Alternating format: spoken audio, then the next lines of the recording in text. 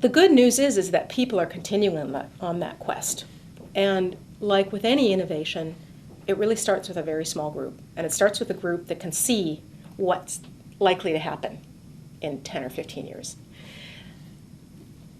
Those of us who do that have to safeguard against burnout, because when I started this 4 years ago, I thought, oh, it's just around the corner. Why, I'm going to be able to practice this next year. And I'm realizing now I have to have a longer view on that. And so because many people are attracted to collaborative law in the civil arena because they see the excesses of litigation, a lot of times they're not people who want to continue practicing litigation, but we still have to be in both these worlds. And especially as we see the success now in family law. And a lot of times when people come to that question of, oh, so, my former partner will say to me, he says, oh, civil collaborative law, that sounds great. Call me up when I can make money at it.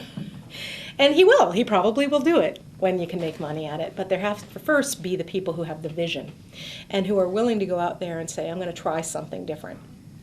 And that we have the capacity to keep moving forward as people try different innovations, similar in kind, and not fracture along this sort of, well, either it's got to be pure collaborative law or we don't want to know about it. Because I think we know of some of the innovations that are happening. I think there's a lot of people out there that are doing good work, alternative to the litigation paradigm, that it's changing very slowly, but that they're discovering these new innovations and these new ways that this is going to work for that particular marketplace. As far as practical advice for how to help spearhead this transformation, I think there's a few different levels to that. There are the people, and I see them, they come out of the woodwork, who say, oh my God, this is what I've been waiting for my whole life. And those are the people I look for, because they're going to be the people that will stick around and try and try and try. I graduated in '95, and I like to think I went to law school a little late, so when I talk about my generation of lawyers, I'm talking about that generation, probably graduated in the last 10, 15 years.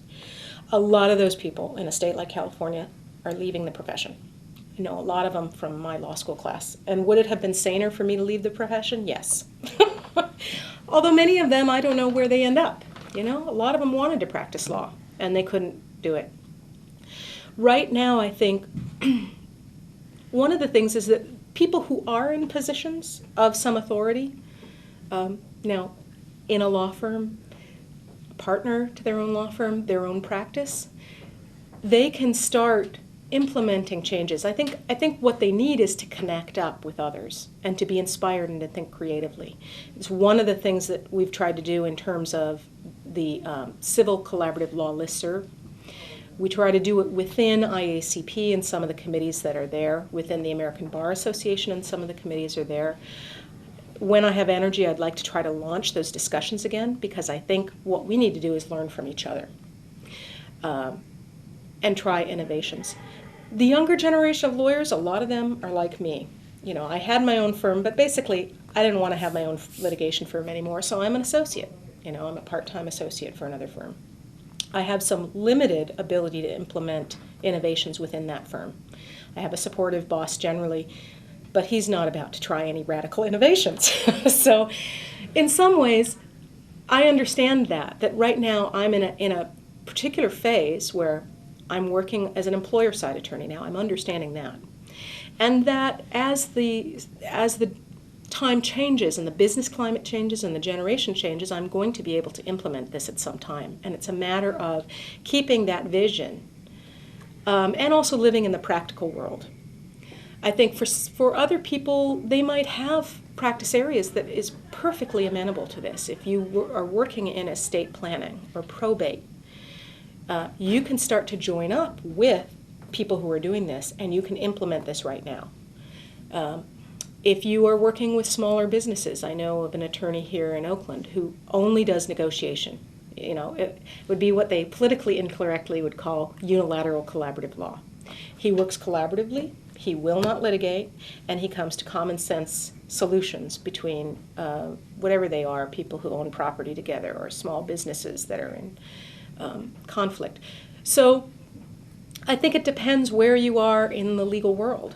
And if you are in a position of being able to open your own firm, or even if you're in-house counsel, you can start to talk to the people who you know have a little bit of innovation in their mind about implementing some of these changes and getting hooked up with other people so that you can take elements of a collaborative law model and be able to implement them in the real world.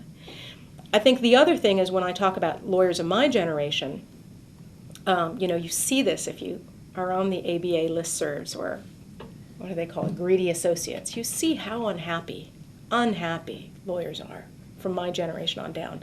They feel ripped off, and a lot of times they are, frankly. The civil litigation world, the traditional law world, is a pyramid with partnership as the big cherry on the top, and very few people are making it there. Now, one solution is to just get disgruntled after your 3 or 4 years in the big firm, collecting your big paycheck, and then realize you won't be able to manifest that, and quit. Or some people go in-house. In-house is a good solution. Some people say, I'm going to try to do something different, and I might have to do some stuff I don't like. I might have to write appeals or do litigation and also experiment on this other stuff. I might start a new firm, as scary as that is. But I think the bottom line is that we're undergoing a tremendous amount of change. Some of it is generational in the legal profession, and that there is going to be opportunities opening up in the next 5 or 10 years for lawyers who are primed to seize the opportunity to build those relationships with businesses that will listen to them, insurers that will listen to them, so that we can implement these new models. So you really have to be aware of where you are and be strategic about your career path. But I personally would like to connect with others who are in this civil litigation world and who see a different alternative. And we're maybe 5 years away from having any power to implement the changes because of the legal practice, but it's not that far away. I will say one of my big passions is there actually needs to be some infrastructure to support this. Absolutely. There's organizations, there's IACP, Renaissance Lawyer Society, which I started out with, tried to do that, which is hold this innovation and encourage people. I got a little tired because if you try to be that person, you hear from hundreds of people who all need encouragement. I do maintain the Civil Collaborative Law listserv, it's a Yahoo group listserv. So if you go to groups.yahoo.com and search for Civil Collaborative or Civil Collaborative Law, you can join that listserv. You can find other people in your location that are also engaged in this quest. What I would like to see sometime is some institution that can really fund and support this support of nurturing the innovation, and all it has to do is just hold the space and have a place where people can gather so that it's not all on individuals to try to change the world, because there are people who will do it, they just need support. So what I'd like to see is for more of these sort of practice groups to spring up and for people to take the lead and say, I'm in Simi Valley, California, I'll start a once-a-month discussion group and start supporting people in whatever it is, your particular area. I'm networking with employment lawyers here and employment mediators to say, let's find a different way in employment. So in the long term, I hope that there is something that supports the very beginning seedlings, these individuals who are going to try to make this change. In the meantime, there's the listserv. There is IACP, which has a civil practice section, and the more that people who join that, the more resources there will be to try to expand collaborative law into civil. But I would say anybody who's attracted to this, you're a pioneer. So if you're somebody who says, oh my gosh, I always wanted to see a different way, and I want to help facilitate that, join in, because those are going to be the people that are going to really shape this, who are going to create it and shape it moving forward. And there is a community of us from both America, United States of America, North America. Also, there's a lot more receptivity to this in other countries, Australia, United Kingdom. So I'd say just get hooked up and we'll find a way to use you.